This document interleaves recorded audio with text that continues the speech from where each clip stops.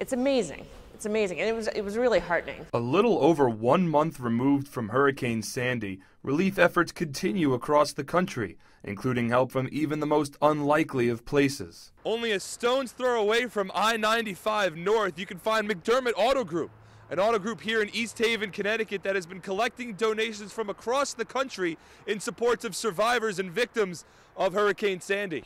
The donations have been pouring in. California, a guy drove down a full truckload from Boston. Caitlin McDermott, the internet manager for McDermott Auto Group, has spearheaded relief efforts throughout the state of Connecticut. We have an empty dealership here in the Humber showroom, and I thought I would go onto my Facebook page and try to get a few donations.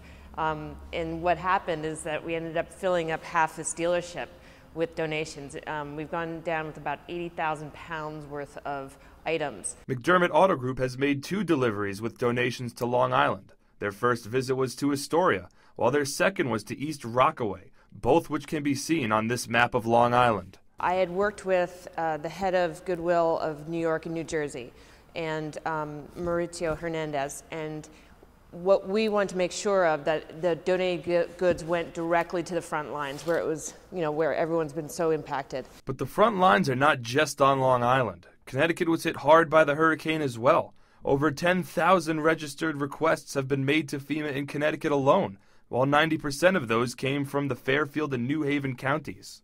While relief efforts continue, Kevin Sympathy, general manager of the McDermott Chevrolet store, says the donations have only helped with 1 sale. It was a guy who lost his Corvette in New York in the flood, was down here with his father looking at Corvettes, went into our Hummer showroom and saw the Corvette he was looking at there, along with donations filling the room. And we told him what it was about. The father actually cried a little bit and said, "You're not buying a car anywhere but here." So what motivated Caitlin to become involved in relief efforts? I was driving in one day and heard some interviews of mothers with young children in the Rockaways, and just being so devastated. And one gal said she had lost her dignity, and my heart broke. As a mom, it resonated with me. Despite all of the time and effort, McDermott Auto Group is not expecting anything in return.